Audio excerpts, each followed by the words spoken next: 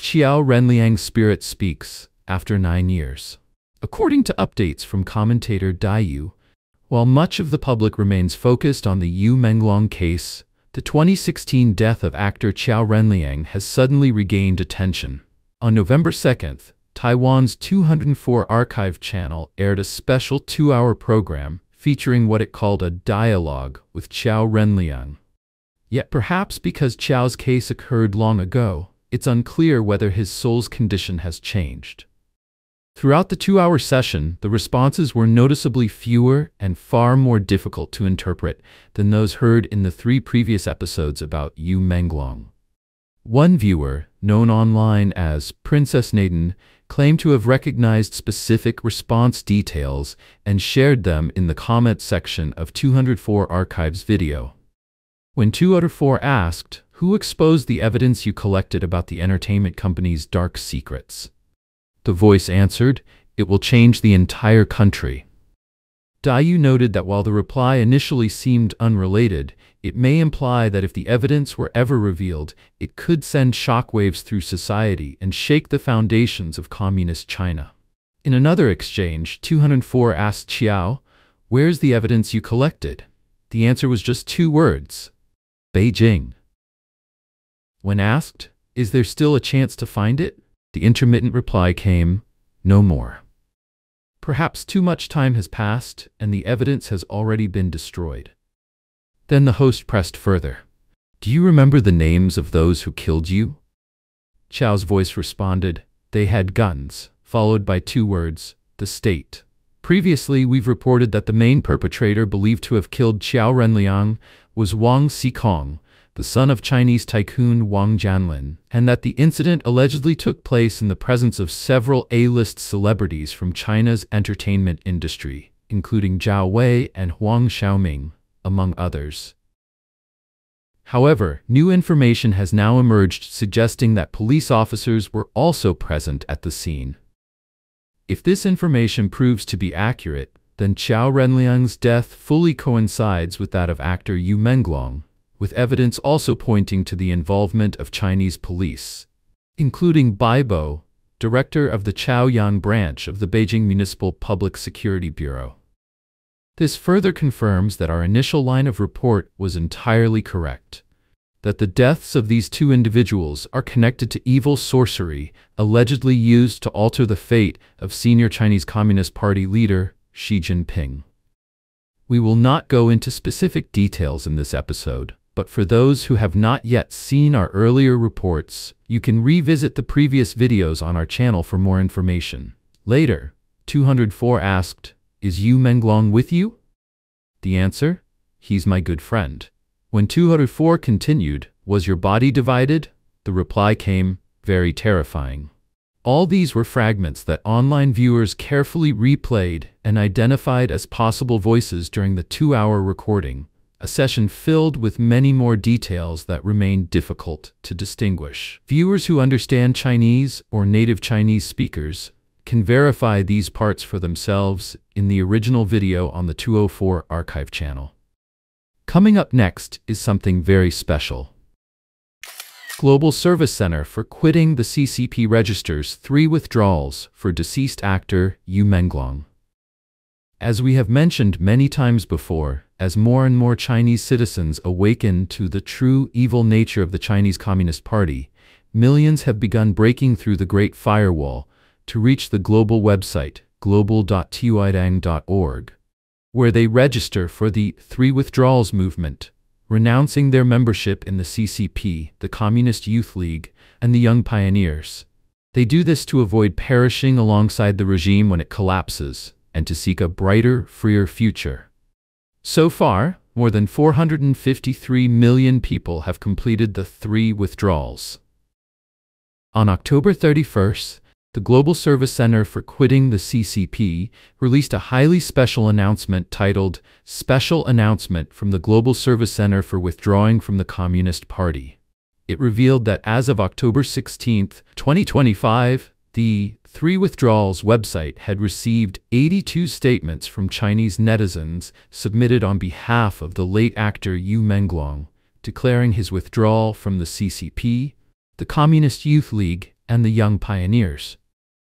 According to the statement, this was seen as an act transcending life and death, a spiritual resistance against tyranny. However, in accordance with the site's procedural rules, these applications could not initially be registered. The regulations specify that a withdrawal on behalf of a deceased person can only be processed if it meets one of two conditions. It must be made either by the deceased's family or with their consent, or by someone who personally knew the deceased and has received a clear message from them, either in a dream or in meditation, authorizing the act. The announcement went on to say that Yu Menglong's death had deeply shaken the conscience and hearts of hundreds of millions of Chinese people, igniting a powerful emotional response across society. Many netizens voluntarily published 3 withdrawal statements for him, leaving heartfelt and sorrowful messages. He was kind-hearted in life, but was killed by the CCP's powerful elites. I withdraw from the evil party on his behalf. In my dream, he told me he wanted freedom. I make the withdrawal for him, hoping his soul may regain the light. These testimonies, the center explained, reflect a long-suppressed instinct for faith under totalitarian rule, a yearning to seek justice for the good, even beyond the mortal world. The statement further outlined the reasons behind this collective awakening: the CCP's decades-long persecution and information blockade, the extreme sensitivity of this case, and the potential life-threatening risks it poses to Yu Menglong's family and friends, the compassion and respect shown by Chinese communities worldwide for his departed soul, and the injustice and tragic fate he endured in his unresolved death. This cruel event, it said, has awakened countless Chinese citizens, helping them see more clearly the evil essence of the CCP, and inspiring many to join the 3 withdrawals as a way to redeem their souls and reclaim their conscience. Many have prayed that Yu Menglong's soul may, in another realm, be freed from the CCP's dark grip. Through his suffering and tragic death, he bore witness to the party's brutality, and his passing has become a wake-up call to the conscience of humankind. For these humanitarian, moral, and spiritual reasons, the Global Service Center for Quitting the CCP announced that it had made a special exception, officially processing the 3 withdrawals on behalf of the late actor Yu Menglong. The center described this act as both a redemption for a tormented soul seeking liberation and a testament to the conscience of countless Chinese people still pursuing truth and light amid darkness. The announcement concluded, each 3 withdrawals declaration is a rejection of evil, a return to conscience, and a defense of the dignity of life. May Yu Menglong rest in peace, freed from the CCP's evil grasp, and may all kind souls stay far from the darkness. Yet while one soul finds symbolic release from the CCP's chains, the machinery of its corruption burns elsewhere, this time under the bombs of Myanmar's army. KK Park bombed, China's secret scam empire collapses, CCP scrambles to erase its crimes. Southeast Asia's telecom fraud empire has erupted into chaos. After years of silence, the region's notorious fraud parks, sprawling compounds built to run global online scams, are finally under fire. Everything began on October 24, 2025, when Myanmar's military launched explosive-laden drones at the KK Park compound, the command center of Myanmar's cyber fraud industry. 2 days later, airstrikes flattened several buildings. As explosions ripped through the jungle borderlands, more than 2,000 people, mostly Chinese and Indian nationals, fled toward Thailand on motorcycles, on foot, and even by swimming across rivers. Thai authorities, fearing an even greater wave, scrambled to set up temporary shelters. These fraud parks, operating across Cambodia, Myanmar, and Laos, have long been linked to China's Ministry of State Security and senior Communist Party figures, including, allegedly, Xi Jinping himself. Victims trapped inside were overwhelmingly Chinese citizens, forced to defraud others under brutal conditions. According to commentator Yu, after Myanmar's army captured parts of the compound, local vloggers entered the ruins and exposed the horrors. One, calling himself Sangchi Diary, filmed at a site known as Wohu Mountain Villa. His footage revealed enormous work halls crammed with hundreds of people and piles of handwritten ledgers in Chinese, listing worker names, daily scam amounts, and problem-solving notes. He showed towering iron cages used to detain laborers, metal bowls scattered on the floor, and window frames sealed with layers of steel bars. Torture rooms, water dungeons, and overcrowded cells turned these parks into literal human slaughterhouses, but many observers remained skeptical. Critics note that KK Park itself had been largely evacuated before the strikes. Its operators and equipment already moved to new locations across Asia and even Dubai. More than 10 neighboring compounds in Myanmar are still running. Videos show lights on and activity continuing.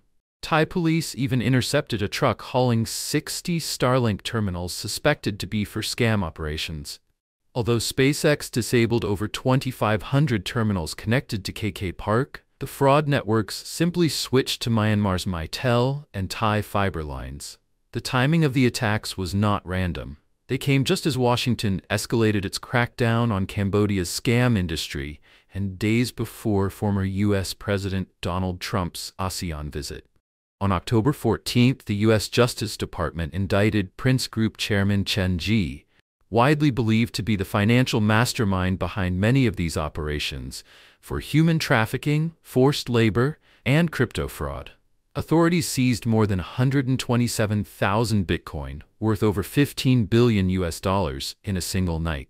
Chen Ji, a 38-year-old tycoon born in Fujian, China, and later naturalized in Cambodia, had built a vast business empire spanning 30 countries.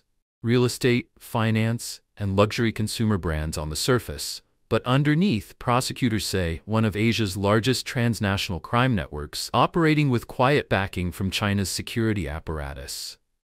Domestically, state media portrayed him as a philanthropist, promoting Chen Ji scholarships and Prince charity programs that now appear to have been fronts to lure young job seekers into scam compounds. His downfall began with a murder case in South Korea. 22-year-old Park Min-ho was trafficked from Phnom Penh to a Chinese-run fraud park in Bago and killed. From January to August 2025, more than 330 South Koreans disappeared after entering Cambodia. 2 Britons were also reported missing. Outraged Chinese netizens summarized it bitterly. He could kill 10,000 Chinese and harvest their organs, and no one cared. But one Korean's death ended him. When the U.S. Treasury officially branded Prince Group a transnational criminal organization on October 14th, Chinese propaganda outlets rushed to delete praise pieces. 23 glowing articles disappeared overnight, including Prince Group courageously assumes corporate citizenship responsibility and Beijing Red Cross visits Prince Group. Screenshots of the headlines spread widely online, fueling ridicule and disbelief. Then came the bombshell from overseas dissident Sheng Shui, who alleged on X that Chen Ji is the illegitimate nephew of Huang Kunming, the party secretary of Guangdong province, and that he managed the private wealth of Xi Jinping's sister, Qi Qiao. She claimed Chen had direct access to China's security and foreign ministries, and even the Xi family's private Shenzhen guest house, while overseeing Cambodia's scam parks using trafficked labor. Hong Kong scholar Lu Bingquan later told Deutsche Welle that Chen Ji's empire exemplifies how CCP elites launder money through offshore proxies, an unspoken mutual protection network that collapses only when politics turn against them. A self-described former CCP agent known as Eric, who worked inside Prince Group, revealed it serves as a logistics hub for China's covert operations in Southeast Asia, moving cash, personnel, and intelligence in tandem with organized crime. Meanwhile, another storm erupted online after an X account, Jihui9999, posted photos of Chinese ambassador and ex-foreign ministry spokesman Wang Wenbin meeting with Prince Group representatives. All traces of those meetings were swiftly deleted. Yet Chinese netizens noticed something chilling. Prince Group's Beijing headquarters is located in Chaoyang District, the same area as the Bulgari Hotel, Qiao Art Museum, and Sunshine Upper East, all names that had surfaced in conspiracy discussions around the Yu Menglong murder case. To many in mainland China, the pattern has become unmistakable. Telecom fraud, kidnapping, extortion, trafficking, drug smuggling, even murder, all camouflaged as cross-border investment, form a seamless industrial chain run under the euphemism of telecom fraud. Citizens now call it the darkest terrorist organization on Earth, one that turns human suffering into profit while Beijing looks away. As the rubble of KK Park still smolders, a deeper realization is spreading among Chinese families whose loved ones vanished into these compounds. Their tragedy leads back to the CCP itself. What do you think? Share your thoughts in the comments. We'd love to hear your perspective. And don't forget to drop this icon in the comments to help us beat the YouTube algorithm. If you found this analysis valuable, please like, share, and subscribe so you don't miss future updates. Thanks for watching. See you next time.